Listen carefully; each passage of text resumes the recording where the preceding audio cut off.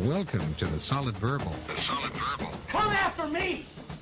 I'm a man! I'm 40! I've heard so many players say, well, I want to be happy. You want to be happy for a day? Eat a steak. It's that woo-woo! And now, Dan and Ty.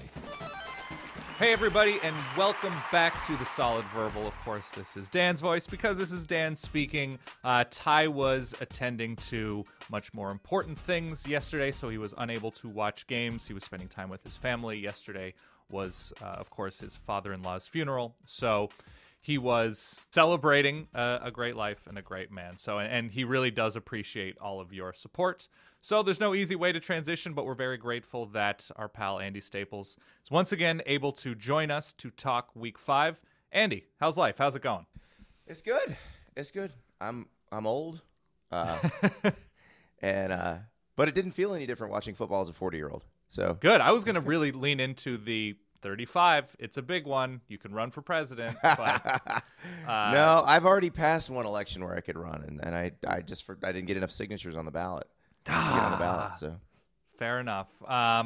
So you were able to watch games yesterday. Was yesterday your actual 40th? Yes, it was. Yeah, 9:03 a.m. yesterday. So, and you celebrated with vomiting. The true way to turn 40. Went a little too hard on Friday night. No.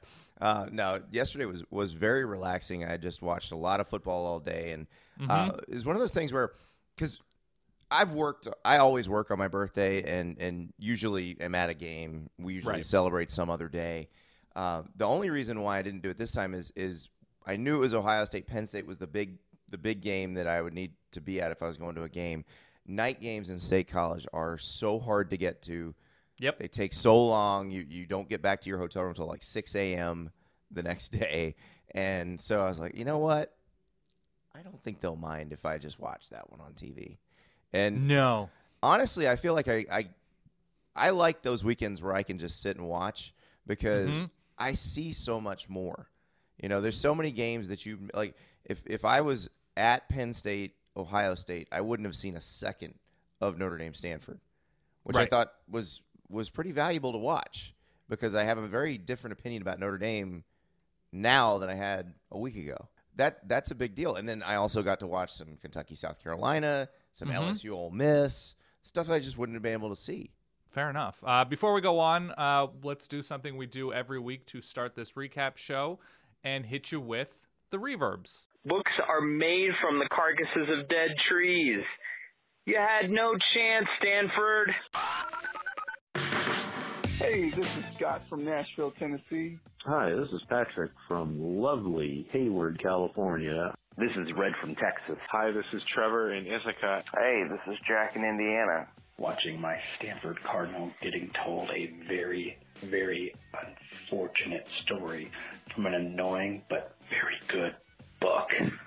My only consolation as a Stanford fan tonight is that the Cardinal will not face another defense as good as Notre Dame's the rest of this year. Can you drop that big, steamy, shimmy, sweaty, pounding Jerry Tillery?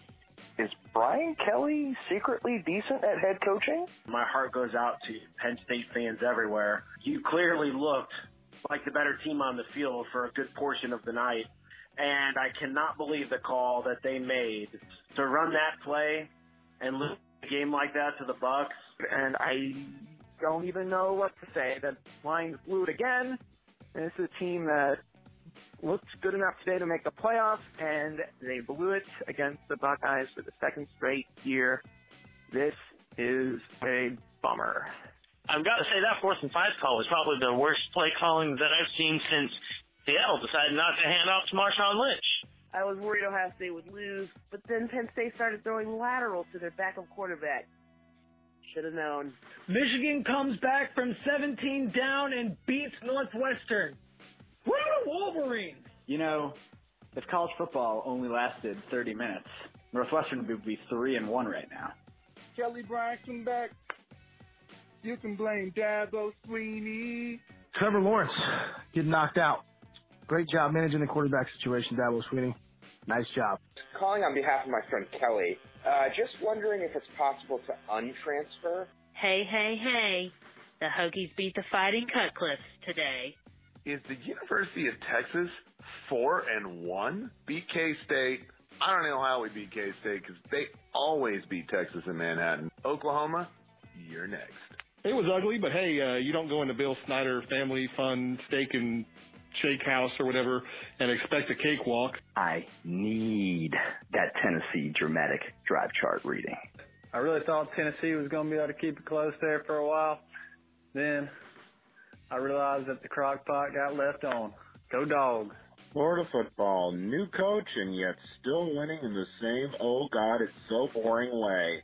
I feel pretty confident that Mississippi State is not 10 to 14 points better than Florida. Okay, so is Auburn... Okay, what does Auburn... Who is Auburn? Sorry, BYU. This version of UW likes to murder all teams' names Cougars.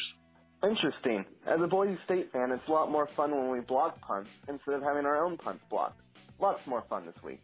I'm calling to tell you that I will be bathing in Cincinnati chili tonight as the Bearcats are 5-0. And I just want Dan to acknowledge the disrespect that he had for the Brown Bears and acknowledge the beating that they put on the Hoyas away from Multisport Field. I just gotta say, as a Notre Dame fan, I'm looking at the way things are going, and I think this is a time where you get optimistic and you start yelling that we want Bama, and then just see it all come crumbling down. And I am ready to go through that. Damn, I love it. And I understand the emotions. I can't criticize anybody for digging deep, needing to talk to somebody, calling into the reverb line. Always appreciate it and love all of that spice. I suppose let's start with what you were just discussing before we went to the reverbs, and that's that Ohio State-Penn State game. And it really marries nicely with you talking about perhaps questionable decisions of your own in your eating and drinking life, and finishing out the Penn State offensive run for the win with a perhaps questionable decision. And we'll get there. Can I offer Please. a controversial opinion? You may. Okay, so my initial response to that play call was the same as everybody else. Mm-hmm. That's the best they could come up with after 2 timeouts. But then Right. I thought about what the second half had looked like offensively for Penn State. Mm-hmm. And you know what? I don't necessarily disagree with the call because that just straight read option had worked, especially with Trace McSorley keeping. And I saw a lot of people on Twitter saying, oh, you got to have Trace McSorley with the ball in his hands. Guys, it's a read option. He has the option to keep the ball. He chose to let the back take it, which, if you watch the play, it was the right choice. Ohio State defended it perfectly. Mm-hmm. They had not defended it perfectly all night. So, again, I don't have as big of a problem because if they run that play 10 times, 5 of them, Trace McSorley squirts out of there and gains 15 yards. But they had the quarterback keep played perfectly. Penn State just didn't block it very well. Yeah, so if you didn't see the play, I imagine by now you probably have, but Penn State driving to win the game has a big 4th and 5 after an uneven game by both teams offensively, both going through spurts of success and slowing down on offense, but Penn State moving the ball on that huge 4th and 5 after a couple of timeouts to sort of see what Ohio State is showing. They decide to give the ball, or Trace McSorley gives the ball to Miles Sanders in a spot. And, you know, after 4 quarters of really the running game being entirely Trace McSorley, he runs for 175 yards. And if you go back and watch the play, and this is to Andy's point, what Ohio State is showing and what Penn State players and coaches talked about after the game is the fact that, one, this play has worked in the past with what good teams have shown, like what Ohio State showed. Ohio State did a great job looping around to cover that crease last second before the snap. So, well, and I don't think that was a case of they knew that was coming. Right. I think that was that's Greg Schiano going, shoo.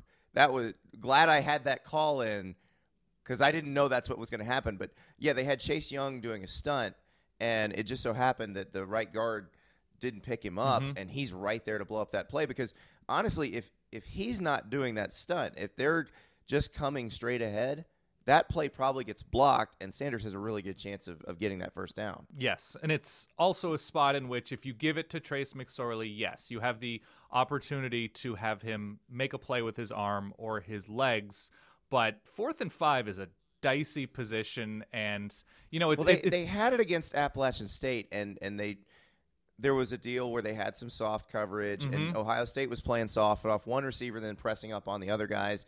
The Appalachian State play, McSorley recognized where the soft part of the coverage is, and it was I'm blanking on the receiver's name, but the guy who played high school ball with McSorley, right? So they don't even need to talk; they just kind of look at each other, and he knows to settle down in a soft spot.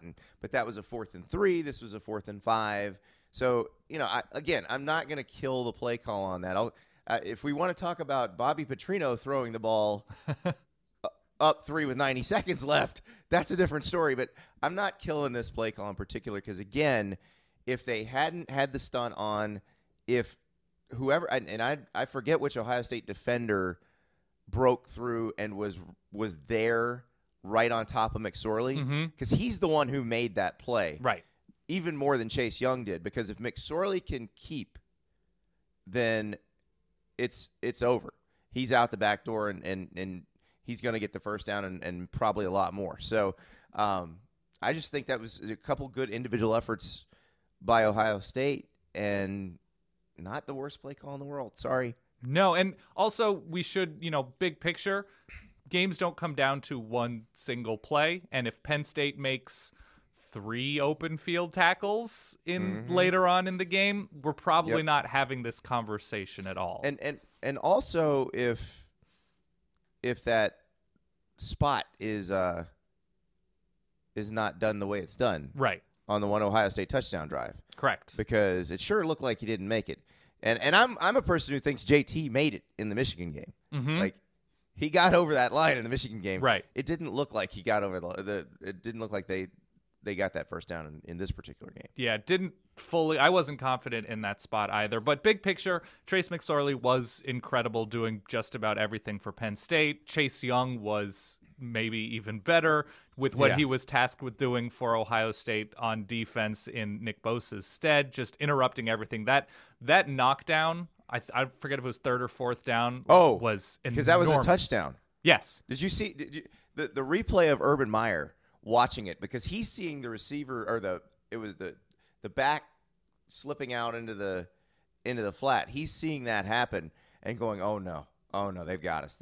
Yes. And then Chase Young jumps up and bats it down, and Meyer's like, shoo, whoa, that was close. Yeah, to see him both recognize in the moment and make the play that's next level. That's your difference between a 5-star and a 4-star, essentially. Well, and Chase Young, I think, is one of those people that the draftniks are looking at as top 5 type pick in the 2020 draft. Right. And it's clear why. The athleticism, the awareness, the motor, everything appears to be there. And we can talk about Penn State-Ohio State for a long, long time. But the fact of the matter is Ohio State adjusted really well on offense going to screens. Penn State made some enormous plays and got some enormous stops. And the game did come down to that final drive because of a number of factors. But Ohio State going into Happy Valley, into that environment with a quarterback who has never ever gone into a difficult road spot, and even though Dwayne Haskins did not have anywhere near his best game, an impressive win for Ohio State. You want to know who had a really great second half? Who? Ryan Day. Yes. Because they evaluated what wasn't working, and they fixed it. They realized, okay, we've got a quarterback who's getting rattled, who is struggling to complete passes down the field, so let's get him some stuff where he can build some confidence, easy completions to really good athletes in space, and they're going to make stuff happen. And that's what so they stopped trying to hit home runs, and they started taking singles and doubles. Yep. And all of a sudden, they're moving the ball down the field, and their tempo started killing Penn State. Yep. So very good job by Ryan Day recognizing that and putting his quarterback in a position to succeed. Yeah, singles with errors turned into triples, and that's what happened for Ohio State. So incredible win for Ohio State, and Penn State, I think we think a lot of. It looks like they could be in for a little bit of a letdown, but if Trace McSorley is performing the way he did, they should be fine. Let's go to another quarterback who I don't know if anybody was really expecting to be what he is at the moment. Ian Book comes more than just through. He is legitimately good against a good Stanford team, spreading the ball around. Notre Dame is very good on the ground. Stanford offensively, the ability to just throw the ball to these giant pass catchers and hope for the best didn't work enough. Bryce Love had one run, and that was essentially it for Stanford on the ground. The Stanford offense is just, it's not where it's been these past few years, and the credit there has to go to what Notre Dame was able to do on defense. Yeah, and I think the world is learning about Jerry Tillery. Yes. that guy is incredible. He was really good last year too, but it's just it was interesting. I remember last year when I went to preview, I went to Athens the Monday before Georgia went to Notre Dame, and I remember one of the Georgia coaches telling me, he said it's amazing because we looked at all their film in the offseason, and then we looked at the film of their first game. None of the same defensive linemen are playing. Like, a whole bunch of guys had just beaten guys out at Notre Dame. Right. And this generation of Notre Dame front seven guys is really good. And they sort of, found their way last year, and now they are the strength of that team. Yes, and on all three levels, whatever it is, if it's Drew Tranquill in the linebacking core, that secondary did a very good job, all things considered, against the Stanford receiving core. And Ian Book just made plays. He looked comfortable. He looked prepared. He looked confident, especially in the red zone. Dexter Williams comes back, and on his first carry, takes it to the house. Touchdown. Yeah. Ridiculous. And again, looping back, good for Jerry Tillery for being known for making big plays instead of like stomping USC players, which is prior to this year probably the lasting what we knew him for. Yeah. Yeah. Well, the Ian Book thing is amazing because it kind of goes back to the conversation we were having about Dwayne Haskins in the second half. Sometimes just staying on schedule is the most important thing. Oh my gosh, yes. And Notre Dame stays on schedule with Ian Book. Now, Brandon Wimbush can give you some amazing things, but then you also have negative plays, incompletions. Book just keeps them going, keeps the trains moving on time. And sometimes that's all you need when you have a really good defense and you have good receivers, a good tight end, and backs that can carry the ball. You don't need somebody to be Superman. No. You need somebody to keep the thing moving. And that's certainly what he does. And look, the Notre Dame thing is fascinating to me because their schedule before the season, we were like, wow, that's pretty rugged. Yeah. Now it doesn't look so daunting. This trip to Blacksburg this week may be the best chance anybody has to beat them the rest of the year. Yeah, with how USC looked last night, Wake didn't do themselves. I mean, they already beat Wake, but Pitt is Florida State doesn't look good. Syracuse does look pretty good. That's a Yankee Stadium, though. Yeah, yeah. So I just Notre Dame's gonna be wearing hideous uniforms and probably should lose just for wearing those uniforms. Correct. That said, they'll probably win that game. I would assume so. Yeah, so this is interesting because in 2015, we talked about Notre Dame as a potential playoff contender. Last year, we talked about it up until the Miami game. I think they're going to be one we're talking about into the last week of the season, into the USC game. If they go 12-0, obviously they're in. 11-1 is going to be a massive debate. But I keep waiting for this because, I always talked about the first year that two teams get in. That's when these conferences are really going to start having discussions about, why did we start a system that there's 5 of us in 4 spots? The first time Notre Dame gets in, they're going to go nuts. And I would especially love if the first time Notre Dame got in, a league got 2 teams in at the same time. And I think the SEC and the Big Ten both have that capability this year. So that would be my just perfect, chaos storm is Notre Dame gets in, 2 Big Ten or 2 SEC teams get in, and just watch those people freak out. If Notre Dame goes, even if they're 11-1, if they're 12-0, they're in. If they're 11-1, that'll include a Michigan win, like relatively comfortable Michigan win, a very comfortable Stanford win, probably comfortable Virginia Tech and USC wins on the road. It's hard for probably either a Pac-12 or Big 12 champion at this point to compare. So yeah, if somebody goes through the Big 12 undefeated, I think that will be respected. Yes. This year, because I feel like they got some pretty good teams this year. Because you look at Texas looks like a legitimate team now. Oklahoma is what it's always been, and West Virginia looks very good. So it does feel like there's a little more quality in the Big 12 right now. In conclusion, Ian Book, sometimes the best ability is dependability. I'm gonna put that on a pillow. Can I put that on a pillow? Stitch it on a pillow. Actually, that is a Successories poster if ever there was. It's got the bald eagle flying over a river. Oh. Sometimes the best ability is dependable. Yeah, that's paraphrasing our pal Ben Golliver, also at SI, saying sometimes the best ability is availability. So that's my version of it. That's actually my mantra. That's my professional mantra. Yeah, I mean, it's all paraphrasing like the John Wooden 90% of life is showing up, but it's true. Yeah, that's right. It's staying on schedule.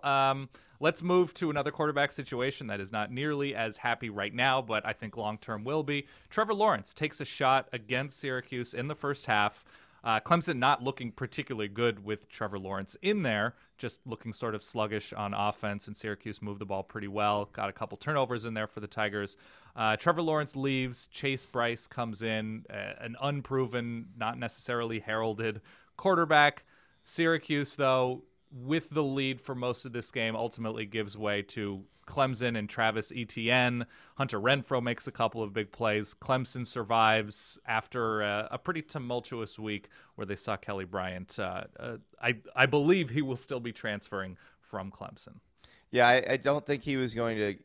It's funny because everybody at halftime was like, "Can they call Kelly?" And I had actual college football people who work in college football going, they can't do that, right?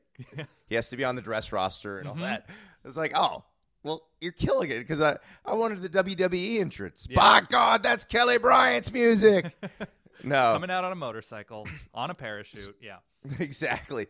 So Dabo and Nick Saban have figured out something that I think probably some of the other top echelon coaches need to kind of figure out is you need that 3-star quarterback that you sign with the 5-star guys. Yes. Because he's not going to transfer. He's going in there thinking, I'm not considered as good as these guys, so if I don't win the starting job right away, that's fine because that's the way it was supposed to be. That's Chase Bryce. Also, Mac Jones at Alabama. Had Jalen Hurts decided to do something, then he would have been the backup to Tua Tagovailoa. Yep. And you notice Mac Jones got in yesterday and threw a 94-yard touchdown pass. Yes, he did. But that's the thing that Dabo and Nick Saban got right, that, you look at some of these other coaches, they haven't quite figured out. They just try to get, the 4 and 5 stars, and then they all leave, and then you've got nothing. Well, Chase Bryce was very important yesterday. Yes, he was. Because imagine if they'd only had 4 stars. Because all the 4 and 5 stars have left other than Trevor Lawrence. Mm-hmm.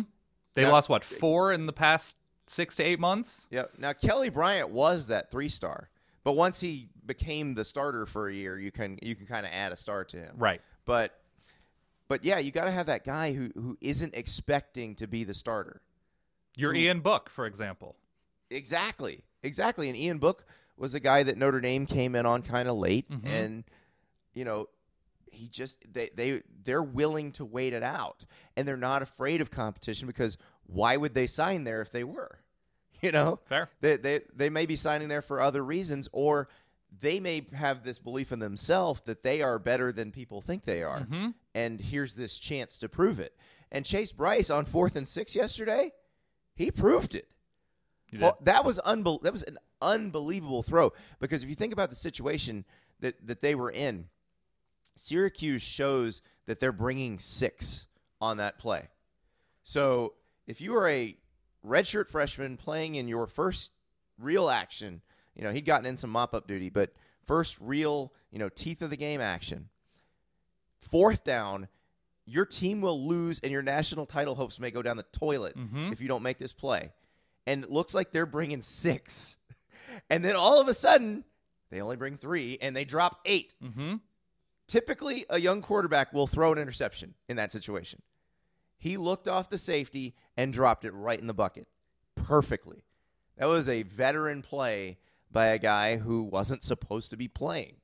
And it's one of those things you want, like, why? That's why we watch, like, to see stuff like that, because that was pretty amazing. And you just have to feel good for the kid, because here's a guy who was not one of those 5-star guys, was not I'm going to be the man. He signed with Clemson because he wanted to go play for a really good team, and he knew there was a chance he may never get in. Yeah, and even if it's funny how life works. Even if Ohio State, Penn State doesn't come down to a specific moment, you knew watching this game, eventually Chase Bryce is going to have to make a play with his arm. That Syracuse was going to force him to make a big throw at a big moment. So there was that feeling leading up to whenever that was going to happen. If Clemson has a chance, they need to complete a significant pass. Yeah. Now here's my issue with Clemson, period. Forget who's playing quarterback. The rest of the roster should be so good that they should be dominating most of the teams on their schedule. Right. And it concerns me that they can't seem to always do that. Like, as good as they've been over the years, they've never evolved into the killing machine that Alabama is. It's something that you would have figured at this point with as many top 3 classes, with it being the best school to develop receivers. They've developed pretty good running backs. The line has great D linemen. Great D linemen, that you'd figure that eventually they'd force enough 3-and-outs, and that they'd essentially do what Ohio State did in the second half last night. Like, just give it to T. Higgins. Just give it to Martavis Bryant. Just give it to whoever and let them make a play. But you get those Furman games. You get the Syracuse games. You get they do enough to win, but not enough to separate, which it can't be all that exciting. But the fan base has a national championship, but still it has to be frustrating. Oh, yeah. And the thing is, you love the national championship, but they are a team that, talent-wise, they're one of the few that can actually compete with Alabama. Yes. So you want to see that. You want to see them do that. And here's the other thing with Clemson that is no fault of their own, but something they must deal with. The ACC is not good this year. No. And so they may have to go undefeated. They may not be able to afford to have that weird random loss that they seem to have. And so they just may have to keep winning these things, and they should be able to buzzsaw some of these teams, and they're not always doing that. Like Alabama, it's going to be shocking if somebody's within 2 touchdowns of them. Clemson, I'm not shocked if anybody on their schedule plays them in a tight game. Yeah, they have NC State in a couple of weeks at home. They go to BC, which looks to have more life than usual, especially on offense. South Carolina looks like the ultimate South Carolina team this year. They're aggressively above average, if that. And Florida State's on the road, and Florida State showed some life yesterday in the second half, thanks to Louisville. I don't think they're going to get that life Thank from you, Clemson. Bobby Petrino, for that one. Yes. But yeah, short of that NC State game, there's no team on this schedule, especially after how Duke looked against Virginia Tech yesterday, that should be able, from a talent and coaching combination perspective, to hang with Clemson, I don't think. But somebody it depends will. on Trevor Lawrence's health, though, as well. I think so. And look, they can work this with Chase Bryce. Now, they got to be careful. I noticed they were running Chase Bryce plenty yesterday. So it may be that it's at a certain point they have to be Hunter Renfrow running the triple option, because that's their next option right now. But how amazing would it be, though, if, let's say, Lawrence isn't back yet, Bryce gets dinged up for a game, and Hunter Renfrow has to come in and win them a game at quarterback. Unbelievable. I think that would be probably the most fitting thing that could happen his senior year. Yeah, it's the ultimate Dabo story, too. The guy who's been there for 10,000 years. All right, we've spent a lot of time talking about 3 games when there were like 50. Quickly, West Virginia, Texas Tech got super out of hand, and then Texas Tech's defense fully shut down West Virginia's offense in the second half, but it wasn't quite enough because starting quarterback Alan Bowman gets hurt. Jet Duffy is a complete wild card, as you'd expect from somebody named Jet Duffy. Man, I want to see Jet Duffy running that offense, except they include more, like, just half of it is read option. Yes. And half of it is air raid. Like that's all I want to see. The read raid. I want them to run Oklahoma's offense is what I want. with Jet Duffy. Yeah, and there are very I'm few here. I'm here for that. There are very few coaches that could probably shift to something like that on the fly. I feel like Cliff Kingsbury probably could. Yeah, I think so too. So I'm here for that if they want to do it. Yes. West Virginia is aggressively all over the place. The only points they score in the second half as Texas Tech climbs back into this game was a pick six to sort of seal things. They have an amazing first quarter and then are ultimately very ordinary on both sides of the ball after that. Is that cause for concern with the West Virginia team who has pretty high upside because of Will Grier? I don't think it's cause for concern. I still think they're learning how to win like this. Okay. They've never really been in this position before. So now they're going to get a month to kind of work the kinks out before the November from hell starts. Yes. And it is awful. Like their November is brutal. So they need to win all these games and win them big, because just stay healthy, roll, and then get into November, and that's when you kind of figure out what you are, because you're going to need to go probably 3-1 in November if you want to play for the Big 12 title. So that is the schedule. It's as bad as the end of it is. Mm-hmm. They now have a chance to, whatever issues they've found in the first month, should be able to work them out these next few weeks. The other games between ranked teams were Oregon-Cal, and I can tell you that there is more positive to take away from this Oregon win over a Cal team with, I think, a pretty good defense, but there are still some concerns, some sloppiness and play calling concerns on offense in the second half. Oregon wins the turnover battle 5-1, and the offense scores 28, and this is a game late winning the turnover battle 5-1, and I think a lot of that goes to Cal for calling a good game without really a passing quarterback. But Oregon in a good position because they bounce back and get into the bye week after that Stanford loss with more positivity than not. Listen, I don't think Oregon should be worried about anything. Okay. I realize they're frustrated about the way the Stanford game ended, and they should be. That's a horrible way to lose a game. Mm-hmm. But they are in really good position because they're kind of a year early. And I realize the issue now is Herbert going to stay or go, because of all the guys who look like first-round quarterbacks next year, he has the most incentive to actually stay another year. So It would be nice if he would, because I think they'll be ready for all of this next year. But if this is going to be the last year they get with him, they can still make the most of it, because if they've got an open date this week, if they go to Washington and win, I'm sorry, they get in Washington Eugene, home. yeah. I'm sorry, yeah, they get Washington at Autzen. If they beat Washington, Washington can beat Stanford. Sure. So you can get into that three-way tie deal, and then it just comes down to how you play against everybody else. I think they should feel pretty good about that. Yeah, absolutely. Herbert was dropping dimes. The defense, from where they were a couple of years ago, it's hard to be unhappy with much there, turning Cal over like they did. The offensive line looks totally new and rebuilt. And you mentioned Washington. That was the other game between ranked teams. They just completely destroyed BYU. They're opportunistic with turnovers. Jake Browning looks efficient and accurate like we expected him to at the beginning of the year.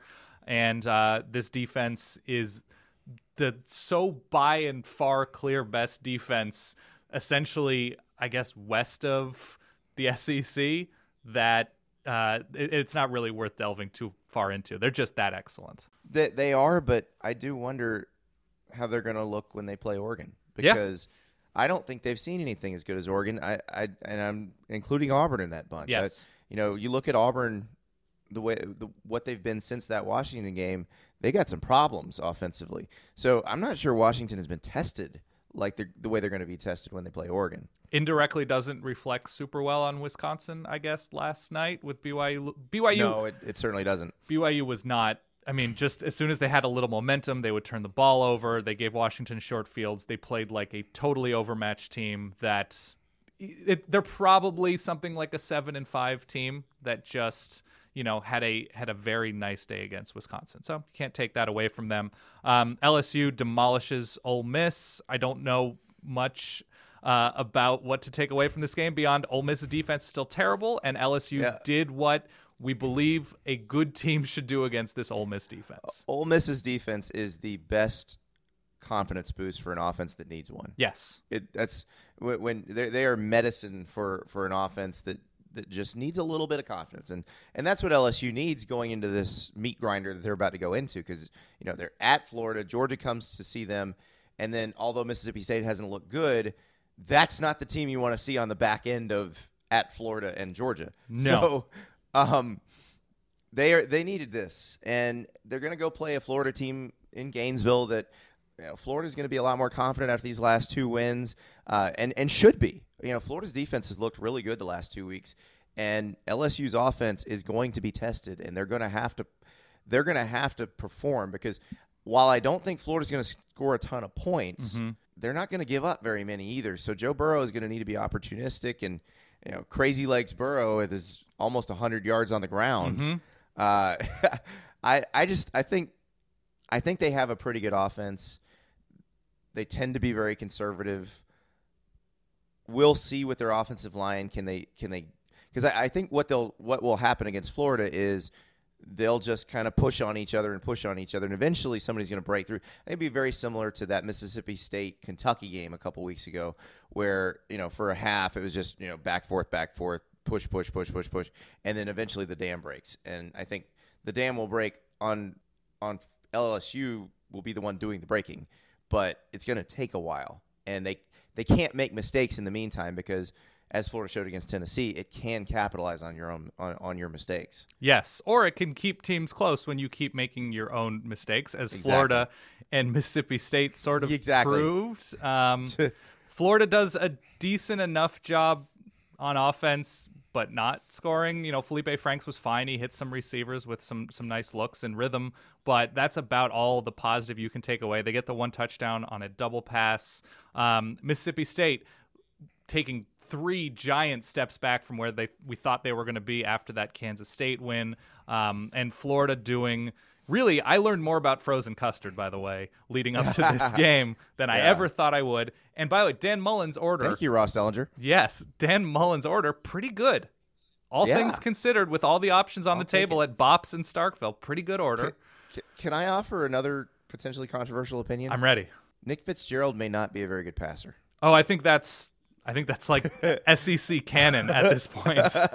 No, to the point where maybe Keaton Thompson's the better option. Yeah. Mississippi State's offense looks severely limited, and maybe that's more credit to what Dan Mullen was able to extract from him. Because he knows that. Well, that's true. What Mullen was able to extract. But here's the thing. Moorhead is good with, has been good with multiple quarterbacks. I realize nobody knows what he did at Fordham, but he did. He was really good with quarterbacks at Fordham too. But I'm just surprised, because I figured he would just use, because Fitzgerald's running ability obviously is his strong suit, and you're supposed to be so afraid of what he's going to do running the ball that you leave receivers running wide open. Right. And it just hasn't happened that way. And I wonder, Keaton Thompson had the entire spring because Fitzgerald was recovering from the injury. Perhaps the offense might run better with the guy who actually knows it a little better, because he's had more time in it. I don't know. I figured we would see more of what Mississippi State looked like last year against LSU, that they were less talented than a lot of the better teams that they were going to face, but there were going to be those opportunities for Nick Fitzgerald to pop a couple of RPO passes deep. Here's the thing about that Mississippi State LSU game, which is truly a lot of what we base what we think about Mississippi State on. Yeah, and keeping it close against Alabama. Yeah. LSU in that game, if you or I had been there, they would have put us in on the D-line. Yeah. That's how thin they were at D-line that game. Arden Key had just come back. He was way overweight and out of shape. They were going to get destroyed in that game. And we're basing a lot of what we think about Mississippi State on that game. And you're right. The game they played against Alabama where it was close, that was the one where Alabama, had you or I been at the game, we could have played linebacker for Alabama. Correct. Yeah, that's when they were working in like Dylan Moses, true freshman. Yes, correct. So, I mean, that's unfortunately we may have picked the wrong sample size there. Fair. Because there are games like last year's game against Georgia for Mississippi State that you saw them against an elite team that was at the height of its power, and it didn't go so well. So maybe we just overestimated what they are. Let's keep underestimating Kentucky, though, because oh man, I gotta stop picking against Kentucky. They are the clear number 2 team in the SEC East. The schedule shapes up after beating South Carolina, which I would still consider to be a pretty major hurdle in the SEC East for a team like Kentucky looking to continue making a leap. Kentucky slows down in the second half, but that's not, scoring is not how Kentucky wins. What are Kentucky's losses the rest of the year? So they have 3 losable games. Georgia, maybe Missouri. Right. And? Well, if Texas A&M looks like they did yesterday, probably not Texas A&M, but that game's on the road. Kyle Field is a tough place to go. So I think worst case scenario, we're talking 9-3. Yes, which is an incredible Best case scenario, we're talking 11-1. Medium case scenario, we're talking 10-2. You know what that means? That means a full Peach Bowl. Oh, my gosh. Yeah. That means Gary Stokan at the Peach Bowl is doing cartwheels right now because that stadium will be sold out and solid blue. I can also see an extension for Mark Stoops that is regretted in 446 days. Yes, exactly. But they're going to have to because he's going to be one of the hot names. Yeah, absolutely. No, it really is incredible. Benny Snell, by his standards, doesn't have an enormous game, but Kentucky does enough defensively. They completely shut down South Carolina, and especially up front, Josh Allen is an all-SEC defensive player. It's just a fact right now.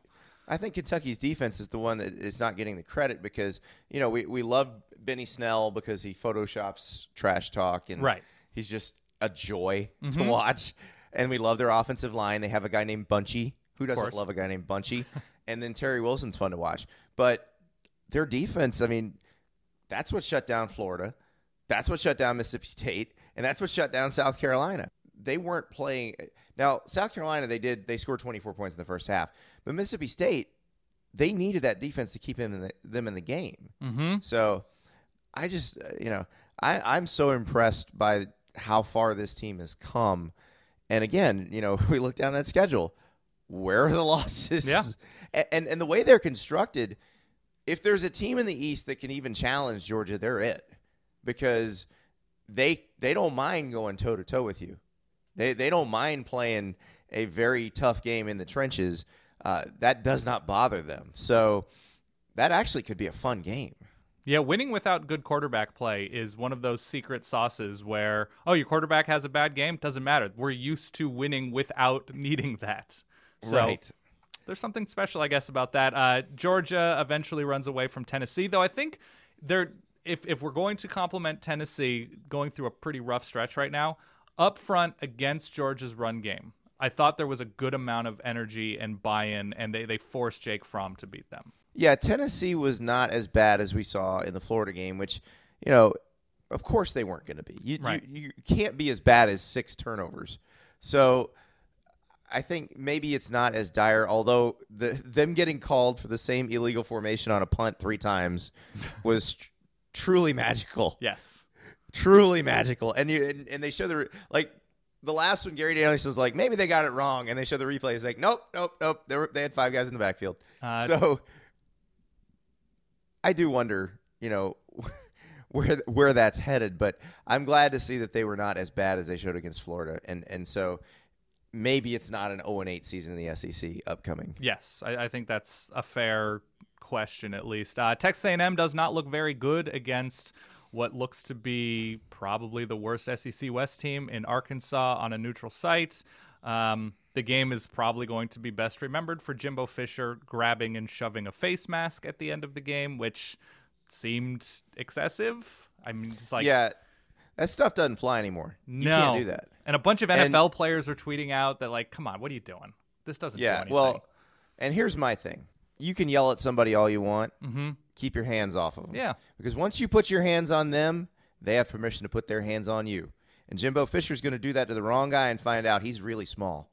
Yes, it's true. But I guess good for Texas A&M for winning when not looking all that good. Arkansas does a good job against Kellen Mond. Auburn is 4-1 with a. We know that there's a facade of a good team. We have no idea what's holding up this 4-1 after they struggle again on offense against Southern Miss. Yeah, so they were shuffling their offensive line again. They had some injuries on the offensive line again. And here's the thing. They're playing Mississippi State, and it's two teams that are not what they hope to be. Mm-hmm. But the thing is, if Auburn can get through that, they're still 5-1. Correct. You know, they're still in better shape than you'd think, and all that other stuff can maybe get worked out as guys get healthy. But I don't know. I mean, eventually Mississippi State's got to break through too, and this is a game where Auburn, you would think, will struggle to run the ball because of Mississippi State's front. I mean, Southern Miss held Auburn to like 2.7 yards a carry. Yep. So logically, you'd think Mississippi State will be able to do at least that. And if that's the case, then Jarrett Stidham better have a great game. Yeah, and they're really starting to feel not having those two receivers who I think they were counting on, who look like they're going to be redshirting now, even with some conversation about them coming back mid-year. All right, quickly, before we go on, today's episode is presented by Audible Originals, which are exclusive audio titles created by, let's say, celebrated storytellers from worlds as diverse as, theater, journalism, literature, food, whatever. There's a ton. Every month, Audible members get 1 credit for any audiobook plus 2 Audible originals from a changing selection all the time. You just can't get anywhere else. And you also get access to audio fitness and health workouts created exclusively for Audible. So come on, get jacked, get yoked, get in great shape. Audible has the largest selection of audiobooks on the planet, which will let you fill your fall with more stories like, I just actually listened to Hitmakers, which was great. It's by Derek Thompson. It's all about how things over the course, it's pop culture, how they become crazy popular, how things grow, how they catch on with audiences. It was great. So listening with Audible gets you more books in your life, because with the free Audible app, you can enjoy them anytime, anywhere you are, at the gym, doing dishes, commuting, mowing the lawn, doing chores, whatever. And your books are yours to keep. With Audible, you can go back and re-listen anytime, even if you cancel your membership. You've been paying attention. Some digital movie services are just yanking back their movies. Not true with Audible. So get your first audiobook free and choose 2 titles from a curated list of Audible originals when you try Audible for 30 days. Visit audible.com/solid. That's SOLID. Or just text SOLID to 500-500-500-500. That's AUDIBLE.com/solid, or text SOLID to 500-500. Also, have you ever looked at your credit card statement, I know, and been shocked by the interest rate? Yeah, no, I have. Yep, Did you know you could actually roll out all of your credit card debt into one monthly payment at a lower fixed interest rate? That's right. Our pals at Lightstream offer credit card consolidation loans from 5.89% APR with autopay. That's lower than the average credit card interest rate of over 18%. Wow, APR. Get a loan from $5,000 to $10,000, and you can even get your funds as soon as the day you apply, because Lightstream believes that people with good credit deserve a great interest rate and no fees. That all sounds reasonable. I am always looking to make things more efficient with my financial life, and low interest rates are part of that efficiency, I gotta tell you. So, Solid Verbal listeners can get a special discount on top of Lightstream's already low rates. The only way to get the discount is to go to lightstream.com/solid. That's lightstream.com/solid. This is subject to credit approval. Rate includes 0.5% autopay discount. Terms and conditions may apply, and offers are subject to change without notice. Visit lightstream.com/solid for more info. There's not much to talk about with Alabama. They were up 49-0, and they could have won. They could have dropped 115 on Louisiana. Yeah. And they could probably drop 115 on almost everyone in their schedule. Yeah, that's. I mean, that's the fun little game of what team on Alabama's schedule will make it a game. It probably has to be LSU with that defense, but LSU has the manpower on defense to run with most of what Alabama will offer, but is that for 2.5 quarters? Exactly. And the other part is I have no confidence in LSU's offense to score enough to keep up. Yeah, that's the 2.5 quarters thing, because then you force the defense to be on the field a ton. Yeah, and that's the difference between this Alabama team and other Alabama teams. In the past, you weren't having to keep up on the scoreboard if you're like an LSU. The 10-0 game a couple years ago.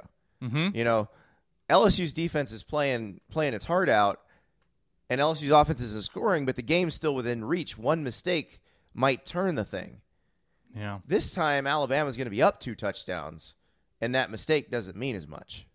Going to learn a whole lot about this LSU offense when that game happens. And the good thing is, I guess they both have a bye, so LSU will have no preparation excuse because they should be ready to go. No, and then they're going to be pretty banged up after this stretch, but they will get the bye. So all right, let's go to the Big Ten as we've spent a lot of time on these ranked games. Michigan needs every second to crawl and scratch back to beat Northwestern on the road, which is both telling with the old adage of like, how good is your bad? Because Michigan's offense was not great against Northwestern, but also Michigan with this defense should be better than average teams by 14 to 22 points. Yes, and I would say that Shea Patterson is probably the reason they pulled that out yesterday, because there were some plays he made with his legs that just kept the chains moving where drives would have just stopped before. Mm-hmm. So that's good.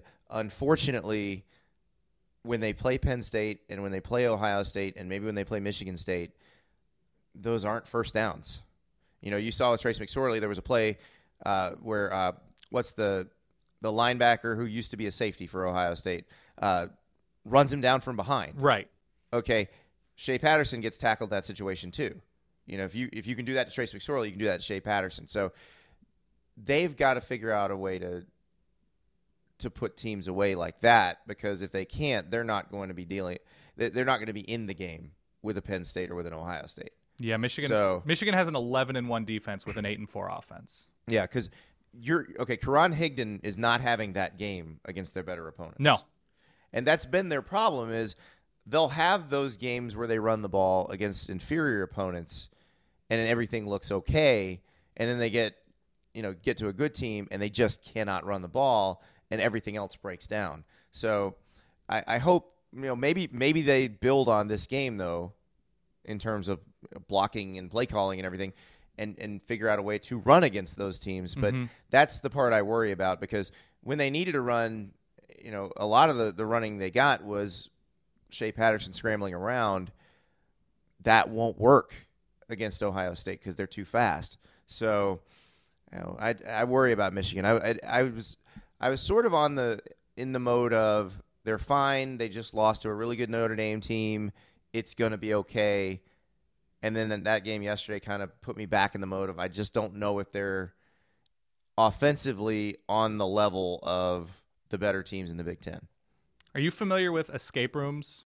No. Okay, so an escape room is sort of like a group outing for like corporations and stuff, and you basically are locked in a room with a team of like 4 or 5 of your friends or coworkers or something like that, and you have to solve a bunch of puzzles to escape the room in like an hour. And so it's about teamwork, and it's about creativity, and it's about focusing. Mm-hmm. And when you solve all the puzzles, you get to leave the room. Sometimes it's like you're trying to detonate a bomb. It's just a fun activity that people do. And I feel like if you put this Michigan staff in an escape room to be creative and solve puzzles in an hour, they would just try to throw equipment through the door. Like, that is where they're at. Like, the problem solving and creativity is so far behind other teams with this talent level. Probably a good example was you saw Ryan Day solve a problem for Ohio State last night. Correct. And you didn't really see any problems get solved for Michigan. They just kept doing the same things, and it worked out for them yesterday. I'm not sure it would keep working out down the road. Elsewhere, Nebraska loses again. There's not much to take away from this game other than it's still going to take a lot of time. Scott Frost is getting a little more impatient, it seems, and Purdue isn't particularly good. They score 42 on this pretty woeful Nebraska defense. Yeah, I mean, the Purdue's moved the ball against everybody, so yeah, you had to expect that was going to happen. Yep. But yeah, I don't know what you do if you're Nebraska, because you look at the schedule. I'm not sure there's a winnable game until Minnesota on October 20th. Yeah, and Minnesota's fine. They're fine, and it's not a slam dunk win either. No, you're gonna have to fight for it, and then you're gonna get killed at Ohio State. You better have beat Illinois late, I believe. Yeah, you better beat Illinois. But then, so I mean, this could be like a 2-win season. Yeah, Scott Frost and Chip Kelly, who obviously were joined at the hip, they might win a combined if the over-under is 2.5 combined wins, probably, which is pretty crazy. Indiana beats Rutgers, which Indiana 4-1. The goal is bowl eligibility for Indiana, and they look like they're on pace to do that. Michigan State Michigan game, I don't know what the over-under is. I don't know that somebody's scoring a point in regulation.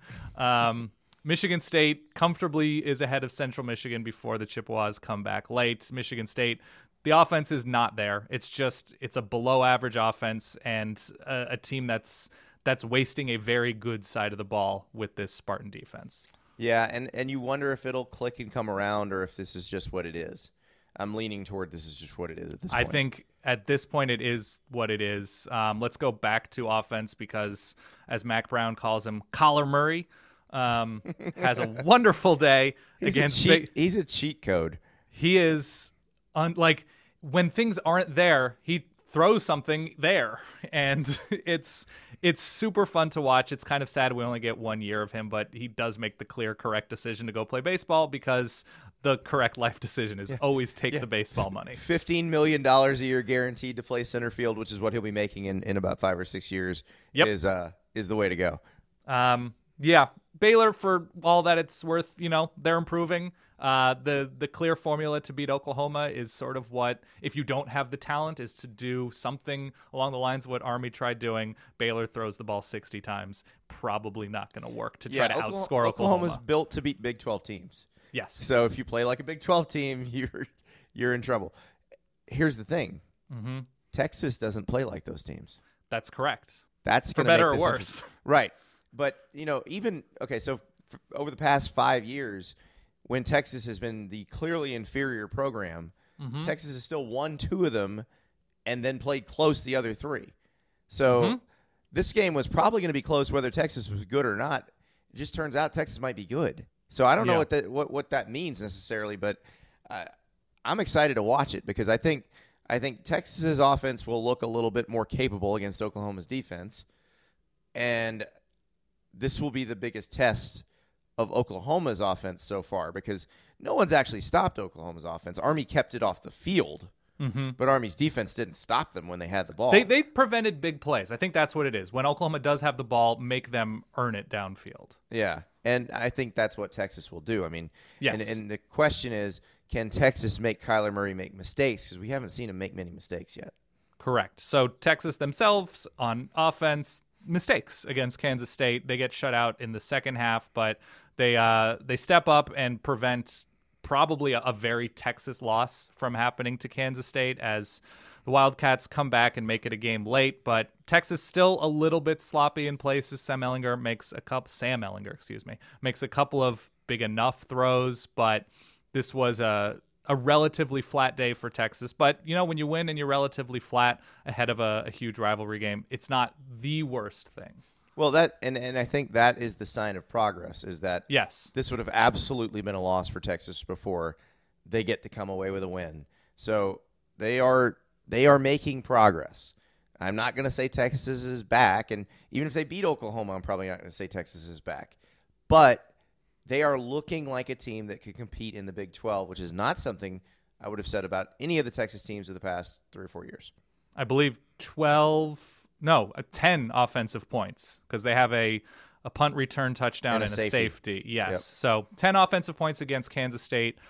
I'm not going to sound the alarm, but going to need more than 10 against OU. I think they're going to get more than 10 against OU. Yes. I would assume so. I think they will be prepared. Tom Herman has shown himself to be, at the very least, a good big game coach. And he beat TCU last week, TCU is now on a 1-game winning streak against Iowa State. They pulled this game out late.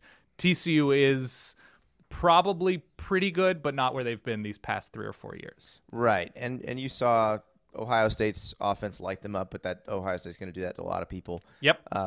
The Texas thing was interesting to me, though, because the way Texas beat them was not what you've expected from Texas. And yesterday, TCU against Iowa State looked like what a game Gary Patterson would enjoy. Right. 17-13.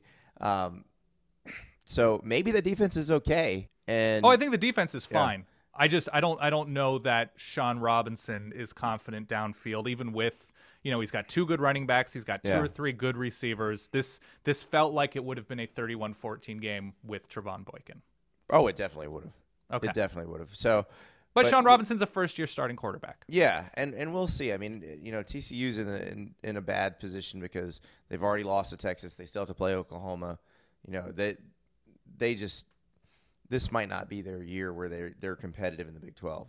All right, let's go out west. Friday night, Colorado, even though it's close at halftime, runs away from UCLA. Steven Montez looks like he's one of the best 3 or 4 quarterbacks in the conference, if not higher.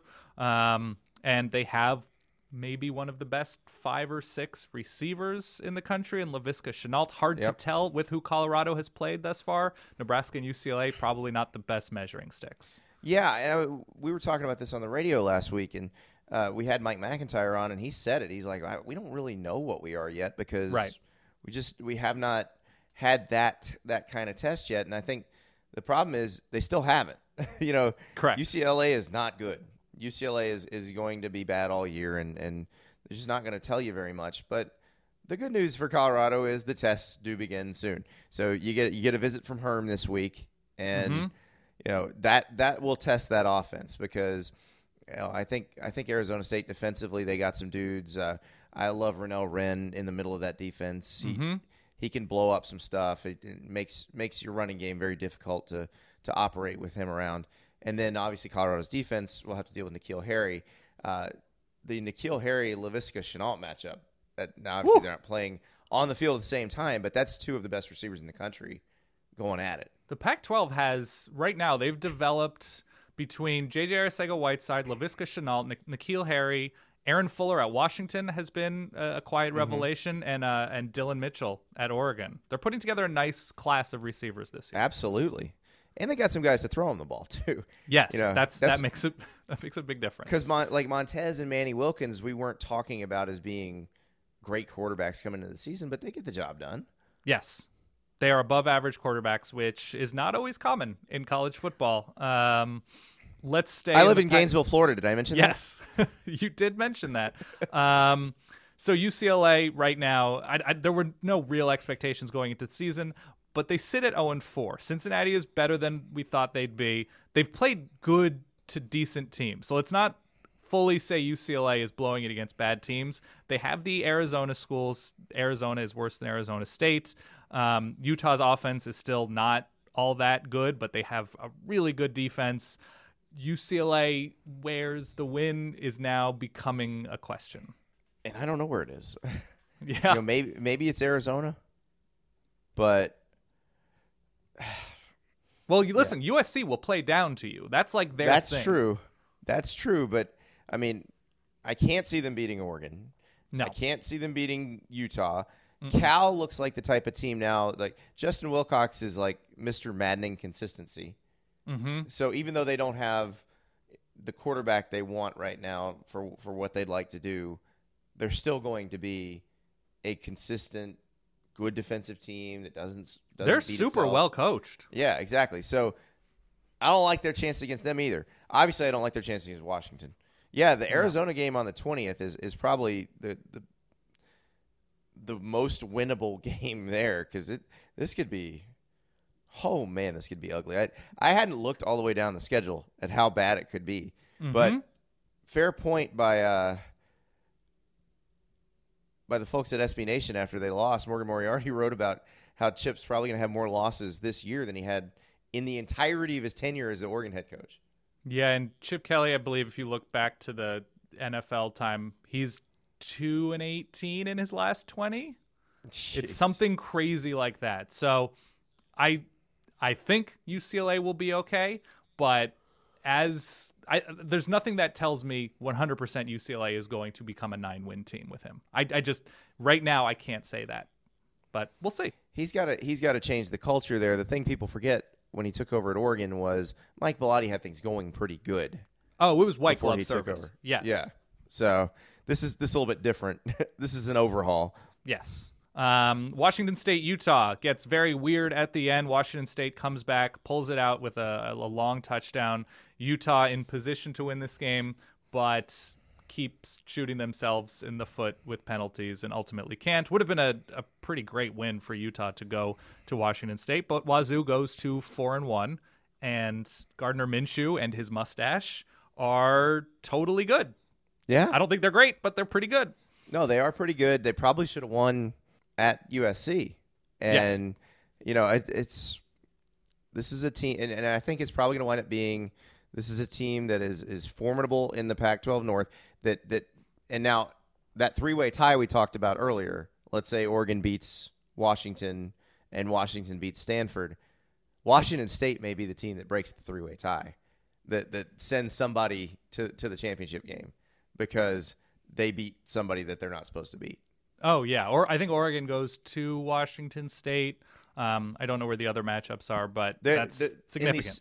In the styles make fights side of things, Washington seems to be the safest here. Yes. I never worry about Washington in the Apple Cup. USC does everything they can to try and get this to Arizona as a win. And ultimately, Arizona is just Arizona and can't quite pull it out. Some weird coaching at the end of this game as Arizona decides not to just kick a field goal and give themselves as much time as possible to tie this game. But USC is, I don't know how to describe this USC team other than they're super beat up and not good in the secondary, and they are crazy undisciplined and basically 73% of what they should be. I think that's probably pretty accurate. From a roster standpoint, they're fine. Mm-hmm.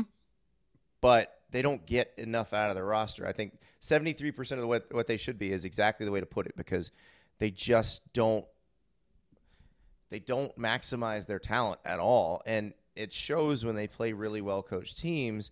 Oh, by the way, they're about to play one. Yeah. So that's the part that because I look at this, I don't know what USC is going to be. I mean, they can win most of the rest of the games on their schedule, but they're going to drop one or two that they're not supposed to just because they're not disciplined enough. This was after the Texas game, essentially the most ideal schedule for USC, maybe outside of having to go to Salt Lake City, but that game is not surrounded by tough games. I believe they miss Washington and Oregon from the North, and they get Notre Dame at home to finish the year. UCLA is always going to be in LA, obviously, but they get a pretty good Cal team at home. It's shaping up to be, I don't know, a 9-3 team that looks aggressively 7-5. Right. Well, and here's the thing. Let's say they muck their way through the rest of this Pac-12 schedule. Reality will slap them in the face when Notre Dame shows up. Yep. That's the one thing you can kind of put in the bank at this point, because Notre Dame, and especially if USC is banged up at that point, which their open date is this week, so it's a finishing kick from here on. And how healthy will they be by the time Notre Dame shows up? Because remember last year when they played Notre Dame, they were completely depleted and got annihilated. So, and Notre Dame may be playing for a playoff berth at that point. So, yeah, I'll be very interested to watch that Colorado game when they come back off their open date, because Colorado's a pretty well coached team.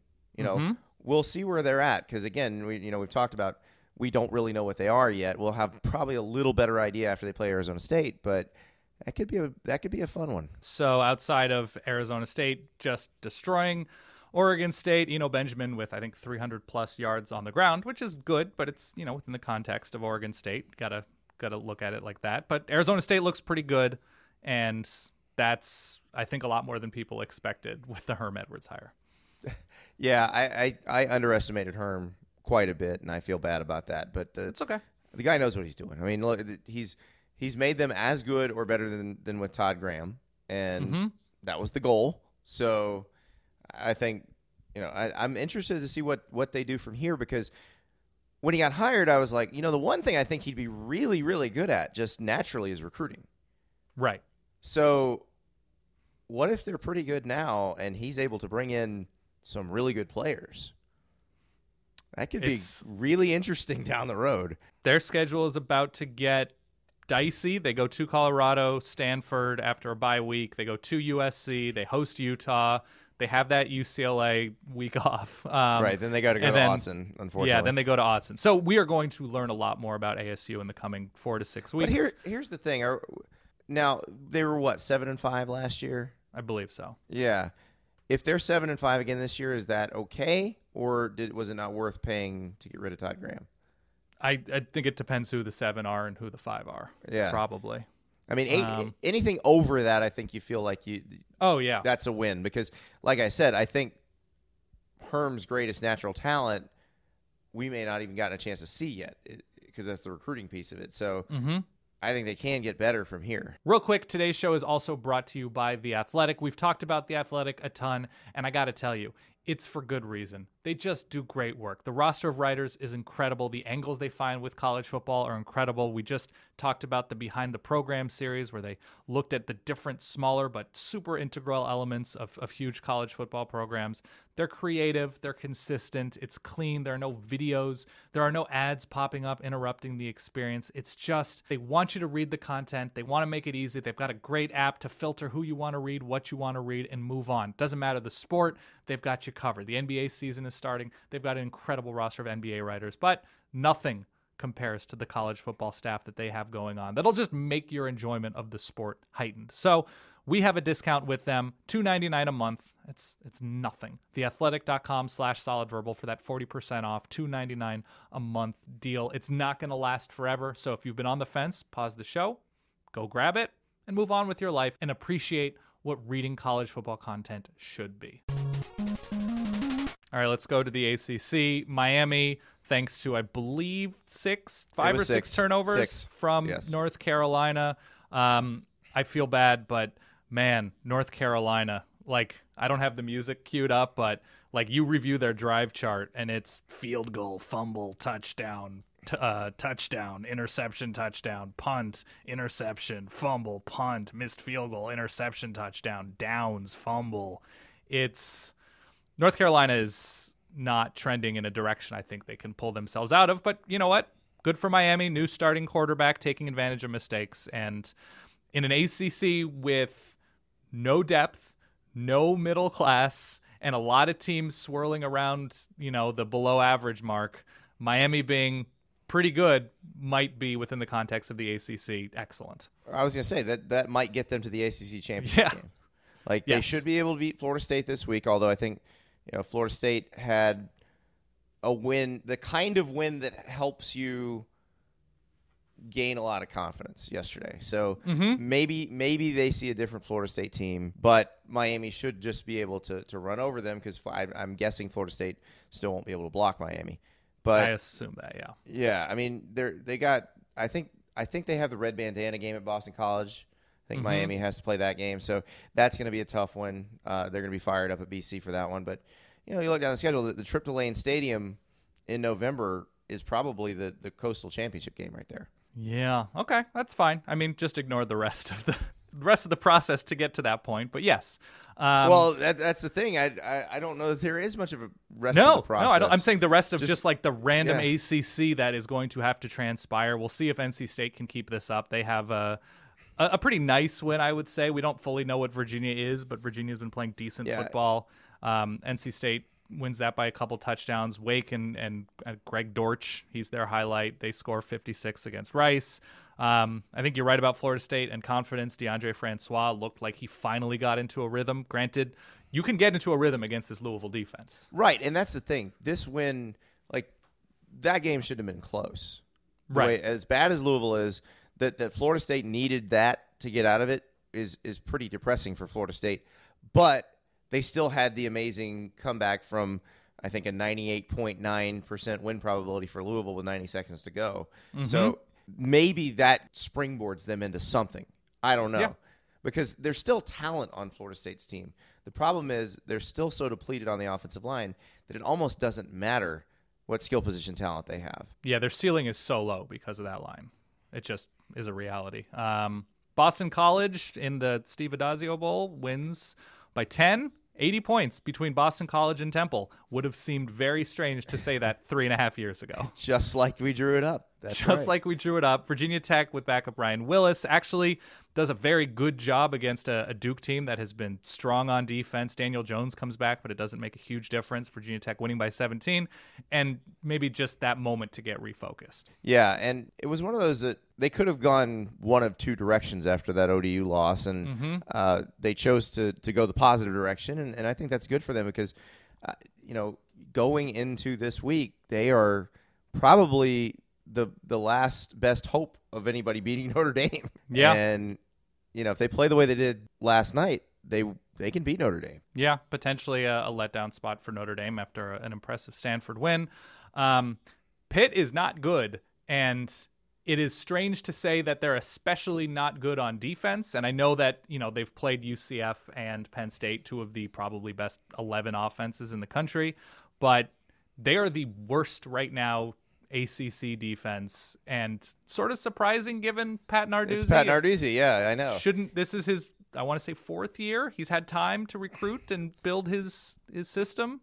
It's not there. It's not working. And when you lose to North Carolina, that's a big red flag. And then UCF could have named its score. So yeah. I don't know what happens to Pitt going forward. Now, there's probably one more wait, they won that game in there because they seem to have one of those every year. But yep. This is not what they signed up for. More importantly and more relevant, UCF is once again slaughtering teams, and they have one of the best, 6 or 7 quarterbacks in the country in Mackenzie Milton, and Memphis looks worse after yesterday, and that's shout out Tulane, good for the Green Wave and Willie Fritz. But they go to USF. Cincinnati appears to be improved, especially on defense. But when you look at where UCF is right now, there's nothing obvious loss-wise, and you get deeper and deeper into October, November, playoff rankings start coming out. UCF, national champion last year. It's harder to ignore UCF this year than it was last year. Oh, they'll get ignored. They will eventually be ignored. Yeah, they haven't played anybody. The have problem not. is they weren't going to play anybody. Like, what would a win against North Carolina mean?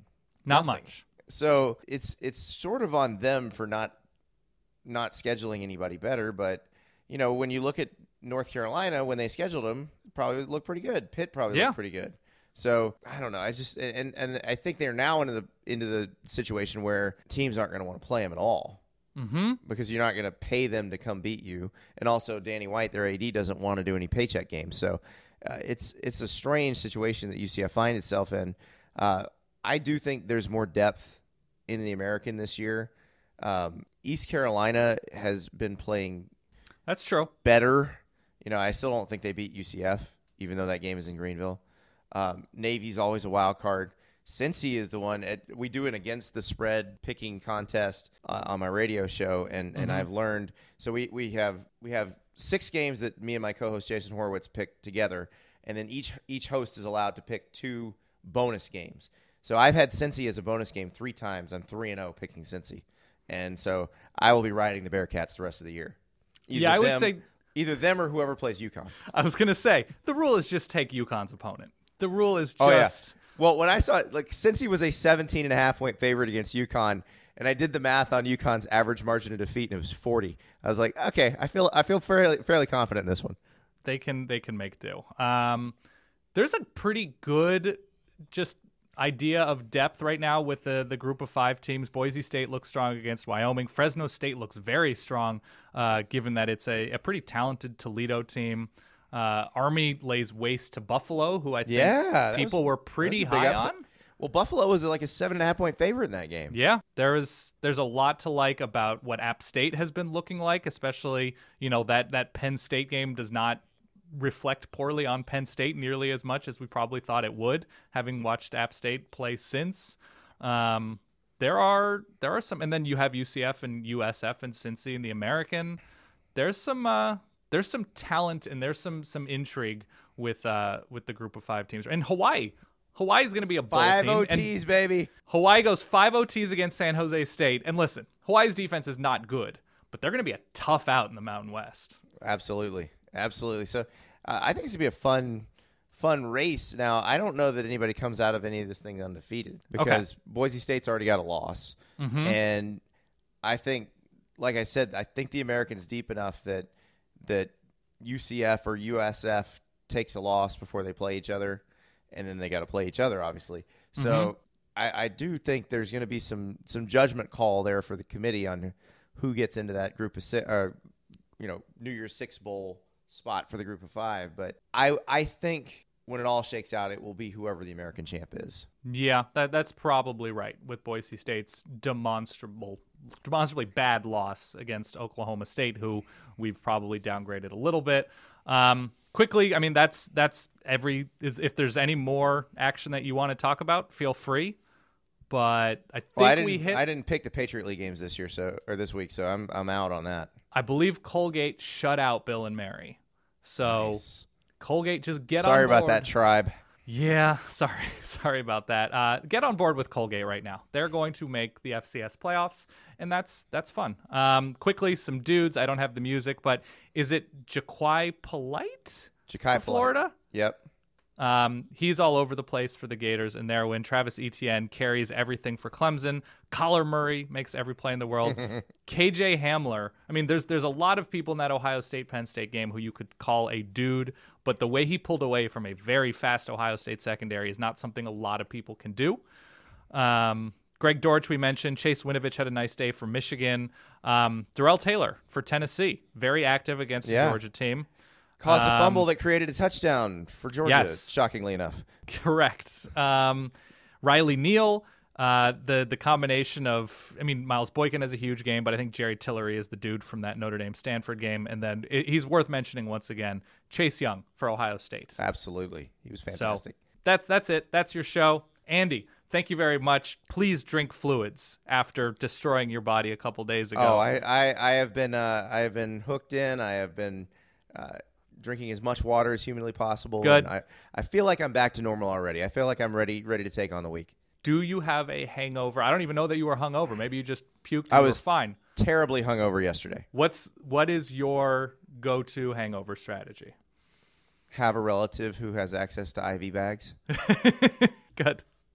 So basically, either have that or be on a Major League Baseball team, because I believe that is also how it works there. Exactly. Thank you very much for your time. Of course, every week we are here. Ty should be back on Wednesday to preview all of Week 6. I don't have the slate in front of us, but I imagine it's pretty good. I can go to sleep at a normal time because Oregon is off and not playing a 10:30 game. I stayed up way too late watching that. solidverbal@gmail.com. Follow us on Twitter, on Facebook, everything. The Pick'em Pool is happening. solidverbal.com. You can find it there. Thank you very much for listening. Andy, thank you very much for your time. See you soon. Peace.